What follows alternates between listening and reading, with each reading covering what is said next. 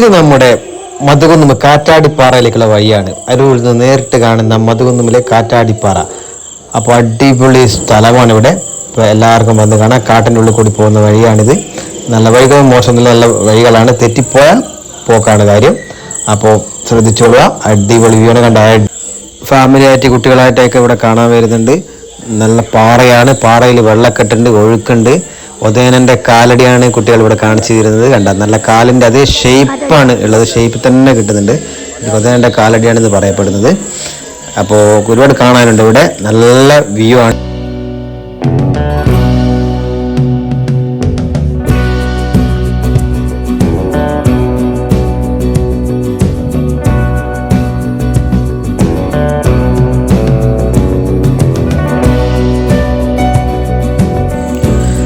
അപ്പോൾ ഇതാണ് മക്കൾ നമ്മുടെ കാറ്റാടിപ്പാറ എന്ന് പറയുന്നത് കേട്ടോ.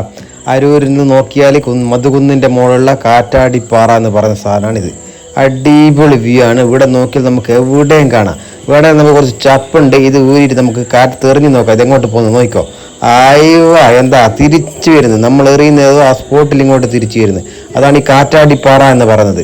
അപ്പോൾ സൂപ്പർ വൈബാണ്. എല്ലാവരും എത്തിക്കോളി, എൻജോയ് ചെയ്തോളി. ഫാമിലി ആയിട്ട് കുട്ടികളായിട്ട് എല്ലാം വന്നോളി. പക്ഷെ ഒന്ന് മാത്രം പറഞ്ഞു തരാം, ഇവിടെ കൈവരിയില്ല. അപ്പോൾ കുട്ടികളൊക്കെ പോകുമ്പോൾ ശ്രദ്ധിക്കണം.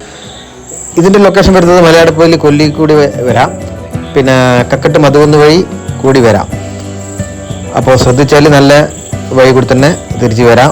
തെറ്റിപ്പോയാൽ ചിലപ്പോൾ നമുക്ക് വഴി പെട്ടെന്ന് കിട്ടില്ല, ഉള്ളിൽ കാട് പോലെയാണ്. അപ്പോൾ എല്ലാവരും